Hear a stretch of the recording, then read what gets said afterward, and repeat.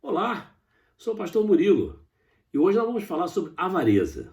Nosso bate-papo de hoje traz para o debate um alerta do apóstolo Paulo a Timóteo que encontramos em 2 Timóteo capítulo 3. E nessa epístola, Paulo descreve profeticamente como será o comportamento da humanidade nos últimos dias. E ele apresenta uma lista detalhada das características malignas priorizadas pelo coração do homem. E Paulo denuncia o comportamento dos impostores da fé e se alega pelo fato de Timóteo seguir de perto o seu exemplo. Por fim, Paulo mostra como é fundamental nos agarrarmos às Escrituras Sagradas. Isso porque as Escrituras são suficientes para o crescimento, para o desenvolvimento e o amadurecimento do cristão. A Bíblia é a voz de Deus ministrada pelo Espírito Santo nos dias de hoje. E nesta parábola, Paulo, em 2 Timóteo, capítulo 3, versículos de 1 a 5, diz: sabe, porém, isso, que nos últimos dias sobrevirão tempos trabalhosos, porque haverá homens amantes de si mesmos, avarentos, presunçosos, soberbos, blasfemos, desobedientes a pais e mães, ingratos, profanos, sem afeto natural, irreconciliáveis, caluniadores, incontinentes, cruéis, sem amor para com os bons, traidores, obstinados, orgulhosos, mais amigos dos deleites do que amigos de Deus, tendo pura aparência de piedade, mas negando a eficácia da piedade. Destes, diz o apóstolo, afasta-te. Nosso mestre Jesus nunca escondeu que enfrentaremos dificuldades. Ao contrário, ele disse: eis que vos envio como ovelhas no meio de lobos. Portanto, sede prudentes como as serpentes e inofensivos como as pombas, como está em Mateus capítulo 10, versículo 16. Está claro que vamos lidar com homens que rejeitaram a verdade de Deus para seguir os seus próprios desejos da carne deste mundo. E esses homens são encontrados no nosso meio e complicam a vida do servo fiel, pois não somente fazem o que é errado aos olhos de Deus, como também induzem os irmãos a rejeitarem a verdade. Teatrais representam pessoas espirituais, e levam a sua falsidade aos corações dos mais fracos e daqueles que, por não terem discernimento, não conseguem distinguir a verdade da mentira. Dentre as características malignas apontadas por Paulo, destaco para o nosso bate-papo de hoje a avareza. E o faço porque Jesus, relatando um fato ocorrido quando pregava para uma multidão, também destacou. Diz a Bíblia em Lucas capítulo 12, versículo 13, que um homem, entre a multidão que ouvia Jesus, fez um pedido inusitado, dizendo: mestre, dize a meu irmão que reparta comigo a herança. Esse homem desejava que Jesus arbitrasse uma desavença entre irmãos relativa à partilha de uma herança. Jesus então lhes respondeu: homem, quem me pôs a mim por juiz ou repartidor entre vós? Mas eu gostaria que você soubesse que era costume entre os israelitas pedir aos mestres de Israel para arbitrar questões como essa que foi trazida a Jesus.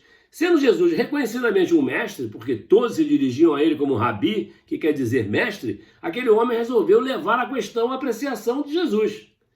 Mas não fazia ideia da verdadeira missão de Jesus. Jesus não veio para julgar, mas para salvar o mundo, como vemos em João capítulo 12, versículo 47. Jesus, sabendo o que realmente motivava aquele homem, acrescentou à sua resposta uma severa advertência, dizendo: tende cuidado e guardai-vos de toda e qualquer avareza, porque a vida de um homem não consiste na abundância dos bens que ele possui, como vemos em Lucas capítulo 12, versículo 15. Havia um perigo rondando a vida espiritual daquele homem. Por isso, Jesus disse: tende cuidado, guardai-vos da avareza, porque do interior do coração dos homens saem os maus pensamentos. Irmão, irmã, a avareza é denunciada reiteradamente, repetidamente, como pecado na Bíblia Sagrada, como você poderá verificar na sua Bíblia, em Romanos, capítulo 1, versículo 29, 1 Coríntios, capítulo 5, versículos de 10 a 11, ainda em 1 Coríntios, capítulo 6, versículo 10, em Colossenses, capítulo 3, versículo 5, e 2 Pedro, capítulo 2, versículo 14. Poderíamos acrescentar outras citações bíblicas, mas você pode ter curiosidade e procurar. Aquele homem estava cometendo um pecado que o levaria à segunda morte. E Jesus, que veio para buscar as ovelhas perdidas, como vemos em Lucas 19, 10, não perderia aquela oportunidade.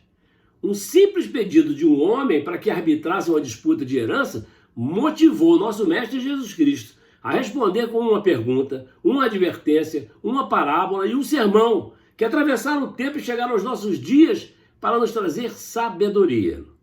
Portanto, a avareza identifica e estabelece quem é o teu verdadeiro Deus. O avarento deixa de fazer coisas que gosta para não gastar dinheiro. Tem grande medo de perder o que possui.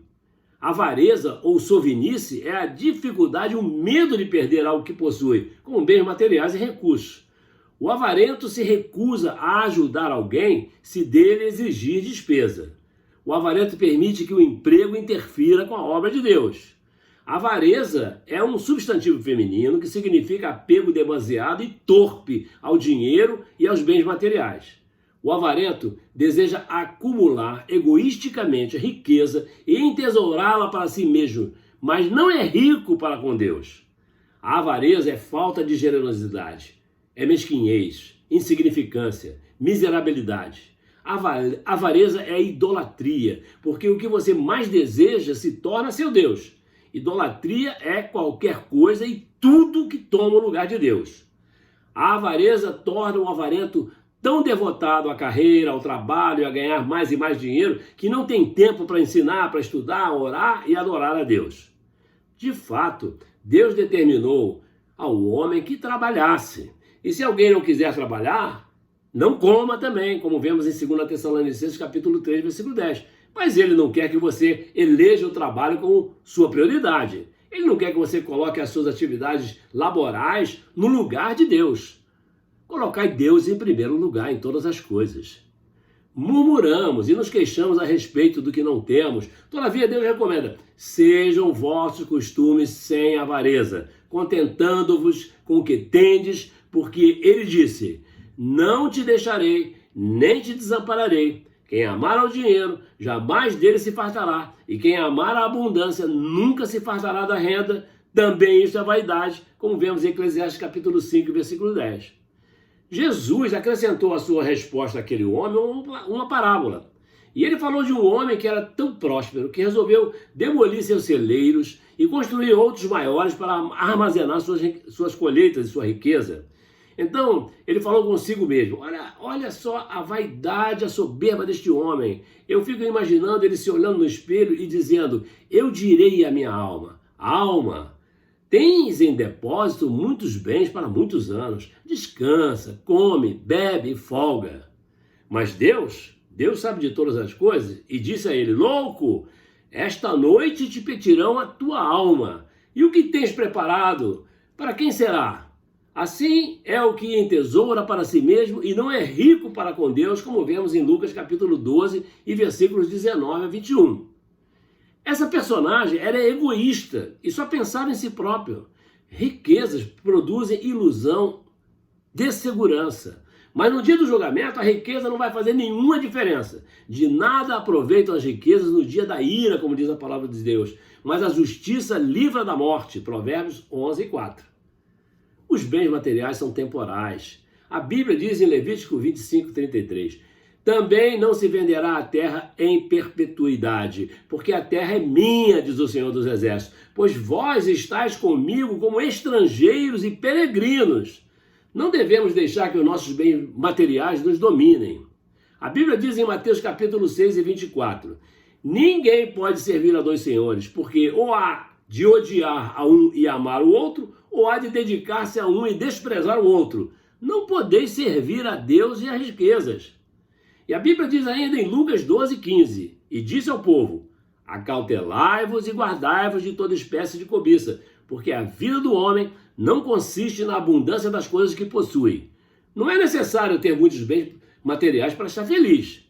E a Bíblia diz em Filipenses 4, 12 e 13, sei passar falta e sei também ter abundância em toda maneira, em todas as coisas estou experimentado, tanto em ter fartura como em passar fome. Tanto em ter abundância, como em padecer necessidade. Posso todas as coisas naquele que me fortalece.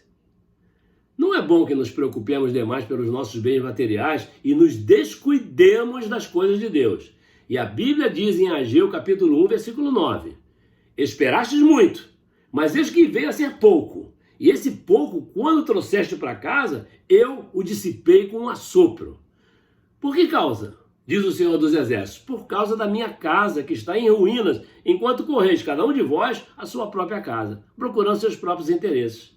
Como você pode ver em Lucas 12, 22 e 34, Jesus acrescentou ainda mais um sermão à sua resposta àquele homem avarento, determinando que não nos preocupássemos com as coisas materiais.